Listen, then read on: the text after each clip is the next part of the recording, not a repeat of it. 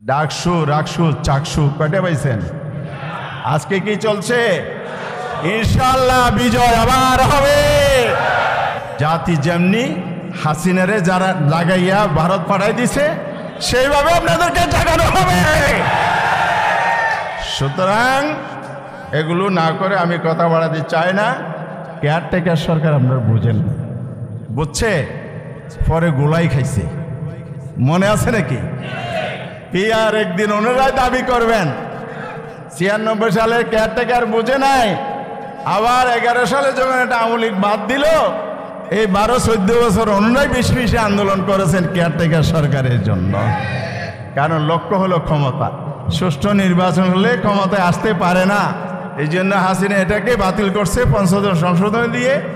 আর ওনারা দেখছে যে আগে যা বলছি বলবার, এখন একটু ক্ষমতায় যাইতে হবে, কেয়ারটেকার লাগবে। আমরা বলতে চাই সময়ের ব্যবধানে ওনারাই শিক্ষকে আপনাদেরকে ছাত্র বানাবেন, পিয়ারের ছাত্র। সে সময়ের অপেক্ষা করেন। আমার মহেশখালী এলাকার রিক্সাওয়ালাকে জিজ্ঞেস করলাম, ভাই পিয়ার বুঝুনি? হসার বেশি বুঝার দরকার নাই, কালো টাকার সন্ত্রাস কেন্দ্র দখল হবে না, রাতের পর দিনে হবে না, এটার নাম পিয়ার। একটু বুঝছি, তাহলে রিক্সাওয়ালা পিয়ার বুঝে, আর ওনারা বড় বড় নেতারা বুঝেন না। বুঝবেন সময়ের ব্যবধানে। এই সরকার শপথ নিয়ে প্রথমে ঘোষণা করেছে সংস্কারের ভিত্তিতে নির্বাচন হবে, অভূতপূর্ব উৎসবমুখর পরিবেশে নির্বাচন হবে, গণহত্যার বিচার, আর কি বলেছেন? সংস্কার, নির্বাচন, তিনটি কথা বলেছে। এটা তাদের প্রতিশ্রুতি। সংস্কারের কার্যক্রম শুরু করেছে 3 পর্বে আলোচনা। প্রথমে আমরা রাজনৈতিক দলগুলোর সাথে একটি দলের সাথে পৃথক আলোচনা। সেখানে 166টি সংস্কারের বিষয়ের মধ্যে উল্লেখযোগ্য সংখ্যক একমত হয়েছে। 19টি বিষয় ঐক্যমত হয়নি ওখানে। আবার দ্বিতীয় পর্বে 30-31টি রাজনৈতিক দলের একটি যৌথ আলোচনা হয়েছে। সেখানে আমরা যারা এখানে উপস্থিত আছি রাজনৈতিক দল হিসাবে, আমরা সকল বিষয়ে ঐক্যমত পোষণ করেছি। আর আপনারাই বলেছেন কে বড় দল জানি না, সেই কথিত বড় দলটি 10টি জায়গায় দ্বিমত পোষণ করে নোট অফ ডিসেন্ট দিয়েছেন। আবার ওনারা বলেন আমরা সংস্কার চাই। আপনারা চান তো সংস্কার? বিচার মানি, তালগাছটা আমার। আপনারা সংস্কার চান, প্রথমে বিরোধিতা করেছেন, জনচাপে পরে আপনারা বাধ্য হয়ে সংস্কারের নাম মুখে উচ্চারণ করেছেন। আবার এটাও বলে সংস্কারের জন্মদাতা আমরাই। তো জন্মদাতা হলে আপনারা সংস্কারের বিরোধিতা করছেন কেন? সংস্কারের বিরোধিতা মুখে বলছেন না, কার্যত আসলে বিরোধিতাই করছেন, এটাই প্রমাণিত। এতক্ষণ আলোচনায় সেটা হয়েছে। কারণ এই সংস্কার যদি আইনি ভিত্তি দেয়া না হয়, তাহলে এটা একটা কাগজি সংস্কার ছাড়া আর কিছু হবে না। আগামীকাল উৎসব হবে স্বাক্ষরের জন্য। আমার সাংবাদিক বন্ধুগণ প্রশ্ন করেন স্বাক্ষর কি করবেন? তা আমি বলতে চাই, স্বাক্ষর করা তো বড় বিষয় না, স্বাক্ষরের পরে কি হবে এটা নিয়ে তো প্রশ্ন করেন না। কারণ ওরা বলেছেন কি জানেন?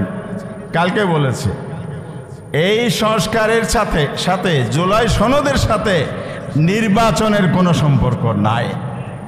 তাইলে আমরা সংস্কারটা কেন করলাম? সংস্কারটা এই জন্যই করা হয়েছে 54 বছর নির্বাচন ব্যবস্থা ধ্বংস করে জাতীয় জীবনে অসংখ্য সংকট তৈরি করা হয়েছে। সেই কারণে তো সংস্কার। তাহলে আগামী নির্বাচনে সংস্কার না হলে কখন করবেন?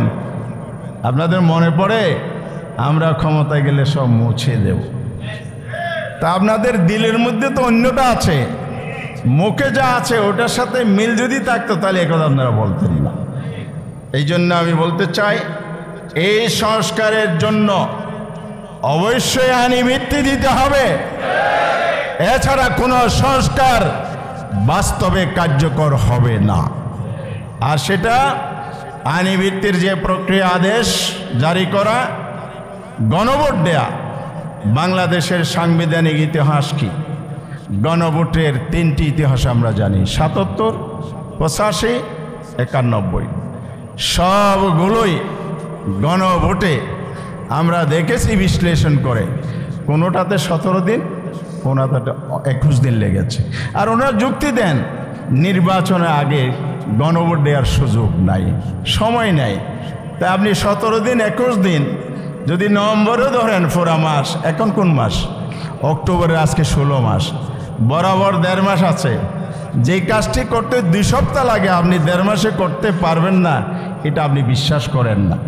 কারণ হলো পিয়ার যেমন বুঝেন না, এটাও না বোঝার ভান করছেন, আপনি জেগে ঘুমাচ্ছেন। জেগে ঘুমালে জাগানো যায়? হ্যাঁ যায়। শেষ কথা বলতে চাই, প্রিয় ভাইরা আমার, আগামীকাল সনদ হয়ে গেলে সব শেষ হয়ে যাবে না। এটা একটা আনুষ্ঠানিকতা। কেউ কেউ বলেছেন স্বাক্ষর করা আনুষ্ঠানিকতা, আমাদের সেক্রেটারি বলবেন আমরা যাব অনুষ্ঠানে, যাব না বলি নাই। স্বাক্ষর করার ব্যাপারে আমরা ইতিবাচক হয়তো চিন্তা করতে পারি, তবে বাস্তবায়ন প্রক্রিয়া কি হচ্ছে এটা আমরা নিশ্চিত হতে চাই। স্বাক্ষরের চাইতে বাস্তবায়ন কিভাবে হবে এটা হলো বড় কথা। নির্বাচন কমিশনে আমরা গিয়েছি, ওনারা প্রথম আমাদের গোলটা হল্লা ব্যাখ্যা দিয়েছেন। পিআরের সংবিধানে নাই বলছিল আর্টিকেল 65(2) সাবার্টিকেল, একবারে সংবিধান ওনারা আমাদেরকে উল্টা বোঝানোর জন্য আনছেন। আমরা ব্যাখ্যা দিয়ে যেটা বলেছি এটাই ওনারা মেনে নিয়েছেন। কারণ হচ্ছে আসলে সবার এই ব্যাপারে সচেতনতা, গভীরতা যদি থাকতো। সুন্দর উদাহরণ দিয়েছেন ডক্টর মিজান সাহেব, নিউজিল্যান্ড এবং জার্মান।